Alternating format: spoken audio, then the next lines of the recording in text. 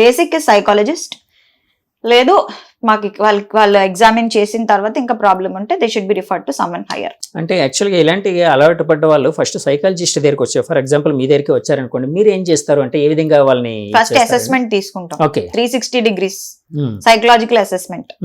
Normal body testing కొన్ని టెస్ట్లు ఉంటాయి, మీకు కాల్షియం లెవెల్స్ కానీ మెగ్నీషియం లెవెల్స్ కానీ, మీకు normal blood profile, very normal blood profile. కొన్నిసార్లు మీ బాడీలో ఉన్న డెఫిషియన్సీస్ వల్ల కూడా ఇంపాక్ట్ చేస్తూ ఉంటాయి certain behaviours. So we take all that. మా దగ్గర అయిపోతే మా దగ్గర మేము we give therapy, we give enough support for them to overcome. If అది మా దగ్గర మాకు కుదరలేదు అంటే we refer them to a psychiatrist. కొన్ని కేసెస్ లో ఏంటంటే బోత్ సైకాలజిస్ట్ సైకియాట్రిస్ట్ ఇద్దరు ఉండాలి, మాత్రలు వాడాలి, థెరపీ కూడా తీసుకోవాలి, ఎందుకంటే బెటర్ రికవరీ మైండ్ కి థెరపీ. అంతే కదండి. కొంతమందికి ఎక్కువ ఎఫెక్టివ్ గా ఎక్కువ పని చేయాలంటే రెండు కలిపి తీసుకోవాలి. ఎఫెక్టివ్ ఫాస్టర్ గా ఉండాలి. చిన్న చిన్న విషయాలకి పర్లే కానీ ఇట్లా పెద్ద పెద్ద వాటికి బోత్ సజెస్ట్ చేస్తాం. అలాగే ఈ మధ్య సొసైటీలోని అంటే మల్టిపుల్ పార్ట్నర్స్ ని ఎంచుకోవడం అనేది, అంటే వివాహ వ్యవస్థలో ఉండొచ్చు ఉండకపోవచ్చు, దాంతో సంబంధం లేకుండా మల్టిపుల్ పార్ట్నర్స్ ని ఎంచుకోవడం, అలాగే ఎడిక్ట్ అవ్వడం, ఇలాంటివన్నీ నడుస్తున్నాయి. సో వాళ్ళ సైకాలజీ ఎట్లా ఉంటుంది? ఒకవేళ అలవాట్లు ఏవైనా వాళ్ళకు ఉంటే అందులోంచి బయటపడాలి అంటే ఏ విధమైన సైకాలజీ పరంగా ఏ విధంగా చేస్తే బాగుంటుంది? ఫస్ట్ ఆఫ్ ఆల్ ఖాళీగా ఉండదు. పర్వర్షన్స్ ఎప్పుడు డెవలప్ అవుతాయి అంటే ఎక్కువ లోన్లీనెస్ ఉన్నప్పుడు, ఓకే, ఒక ప్రొడక్టివ్ పని లేనప్పుడు, డే స్కెడ్యూల్ లో ప్రొడక్టివ్ గా నేను చెయ్యాలి, సాధించాలి, ఆక్యుపైడ్ గా లేనప్పుడు ఏంటంటే వీళ్ళకి రకరకాల ఇట్లా పర్వర్షన్స్ అని డెవలప్ అవుతుంటాయి. సో ఒక ఫ్యామిలీలో ఉండి మాట్లాడడానికి మీకు క్వాలిటీ ఫ్రెండ్స్ ఉండి, మీకంటూ ఒక గోల్ ఉండి, మీకంటూ కొంచెం సెల్ఫ్ అవేర్నెస్ ఉన్న వాళ్ళకి ఇవి డెవలప్ అవ్వవు. So keep yourself occupied, exercise చేయాలి, మంచి డైట్ తీసుకోవాలి, nutrition was also very important, and వాళ్ళ చుట్టూ ఉన్న సర్కిల్ అలాంటిది. These are all basic. So ఈ మల్టిపుల్ పార్ట్నర్స్ అనేవి ఎప్పుడు డేంజరస్. వీళ్ళకి ఏంటంటే మల్టిపుల్ పార్ట్నర్స్ చేసుకునే వాళ్ళకి అసలు విషయం, వాళ్ళకి తెలియని విషయం ఏంటంటే కొన్నాళ్ళకి బ్రెయిన్ కి డిఫరెన్స్ తెలీదు. వీళ్ళు ఒకేసారి మల్టిపుల్ గా చేస్తున్నారు, అది కొన్నాళ్ళకి మైండ్ కి ఏమవుతుంది అంటే చివరికి వాళ్ళు పెళ్లి చేసుకుని ఫ్యూచర్ లో ఒకరితో ఉన్నా వాళ్ళకి సెన్స్ ఆఫ్ సాటిస్ఫాక్షన్ కానీ హ్యాపీనెస్ కానీ రాదు. అది ఫిజికల్ గా అయి ఉండొచ్చు, మెంటల్ గా అయి ఉండొచ్చు. బ్రెయిన్ ఏంటంటే ఆ ఫీలింగ్స్ కి నంబ్ అయిపోతుంది. సింపుల్ గా చెప్పాలంటే brain gets numb, brain and body get numb. So వీళ్ళు ఫ్యూచర్ లో ఒక అమ్మాయిని లవ్ చేసి నిజంగా పెళ్లి చేసుకున్నా వాళ్ళకి సాటిస్ఫాక్షన్ అనేది రాదు. That is the ultimate bad negative effect అన్నమాట. చాలా మందికి తెలీదు. సో అలాంటి వాళ్ళు అందులో నుంచి బయటపడాలి అంటే మీరు అన్నట్టు ఏదో ఒక గోల్ ఏదో ఎంచుకోవడం, దాంతోపాటు ఎప్పుడు ఖాళీగా ఉండడం ఇలాంటివి అన్నారు కదండి. దాంతోపాటు సైకాలజిస్టుల దగ్గరకు వచ్చి వాళ్ళ హెల్త్ పరంగా కొన్ని ఐడియాస్ లేకపోతే వాళ్ళ థెరపీ తీసుకునే అవకాశం ఉంటుందా అండి? తీసుకుంటే బాగుంటుందా? డెఫినెట్లీ తీసుకోవచ్చు. ఓకే, ఒకవేళ వాళ్ళు మ్యారేజ్ లో ఉంటే బోత్ ఇద్దరిని సజెస్ట్ చేస్తాం, ఇద్దరు రావాలి. కొన్నిసార్లు ఇద్దరి మధ్యలో కాన్ఫ్లిక్ట్స్ ఉంటే ఫ్యామిలీని ఇంట్రడ్యూస్ చేస్తాం if they are willing to, వాళ్ళకి నచ్చితే. సో ఏదో ఒక సపోర్ట్ సిస్టమ్ పెట్టుకొని దెన్ వి డూ ఇట్ అన్నమాట. కొన్ని సెషన్స్ పడతాయి. ఓకే, యాక్చువల్ గా అలాగే ఇప్పుడు సెల్ ఫోన్ అందుబాటులోకి వచ్చి ఇంటర్నెట్ బాగా అందుబాటులోకి వచ్చిన తర్వాత ఓపెన్ చేయగానే తెలియకుండానే ఒక రకమైన కంటెంట్ కానీ లేకపోతే అబ్యూజివ్ కంటెంట్ కానీ ఇలాంటిదంతా మనకి డిస్ప్లే అవుతుంటుంది. ఇది పిల్లలలో చాలా మందికి, అంటే అప్పుడే యవ్వనంలోకి వస్తున్న వాళ్ళు కావచ్చు, లేకపోతే కొంతమంది అంటే చదువుకునే వ్యక్తుల్లో కావచ్చు, లేకపోతే పెద్దవాళ్ళు కూడా ఎవరిలో అయినా ఒక రకమైన అంటే ఒక అట్రాక్షన్ తీసుకుని వచ్చి దానికి ఎడిక్ట్ అయ్యారనుకోండి. సో వాళ్ళు అందులోంచి బయటపడాలంటే ఏం చేయాలి? బయటపడాలంటే first of all parental lock వేసుకోవాలి. బిలో 18 years అయితే ఓకే, చెక్ ఉండాలి, పేరెంటల్ చెక్, సూపర్విజన్ ఉండాలి. ఇఫ్ పేరెంట్ హెస్ ఫెయిల్ అయితే వాళ్ళకి తెలియకుండా ఏవో వీళ్ళు చేస్తున్నారు అనుకుంటే ఇంకా చేతులు కాలేక ఆకులు పట్టుకున్నట్టు ఉపయోగం ఉండదు. వీలైనంత త్వరలో ఒక కౌన్సిలర్ కానీ ఒక సైకాలజిస్ట్ దగ్గర కానీ తీసుకెళ్ళాలి.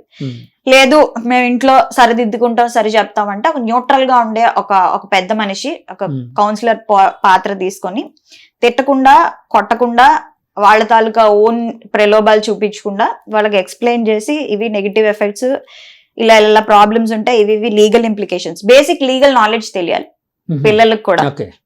10th నుంచి 9th నుంచి బేసిక్ లీగల్ నాలెడ్జ్ తెలియాలి. నువ్వు ఏం చేస్తే నువ్వు ఎందులోకి ఎంటర్ అవుతావు అనేది. సో ఇవన్నీ తెలియాలి. లేదంటే they have to get some professional help. సరే, ఇప్పుడు పిల్లలు అయితే అలాగా, పెద్దవాళ్ళు అనుకోండి, అంటే అన్ని మెచ్యూరిటీ ఉండి ఒక జాబ్ చేసే వాళ్ళు వాళ్ళని ఏం చేయలేం. సో వాళ్ళు అందులో నుంచి బయటపడాలంటే ఏం చేస్తే మంచిది? 30 ఏళ్ల తర్వాత ప్రీ ఫ్రంటల్ కార్టెక్స్ మొత్తం డెవలప్ అయిపోద్ది.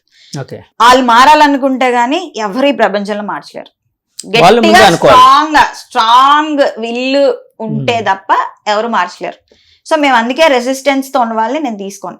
ఎవరో బయట వాళ్ళు వచ్చి మా ఆయన మారాలి, మా వైఫ్ మారాలి అంటే కొంతవరకే జరుగుతుంది.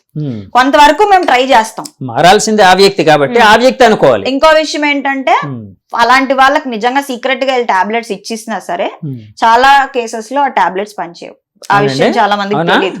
ఇప్పుడు ప్లెసిబో ఎఫెక్ట్ ఎంత ఎఫెక్ట్ చూపిస్తుందో ఇది అంతే. ప్లెసిబో ఎఫెక్ట్ అంటే ఈ టాబ్లెట్ వేసుకొని నీకు తగ్గిపోద్ది అని ఉత్తినే ఒక డమ్మీ పిల్ ఇస్తారు.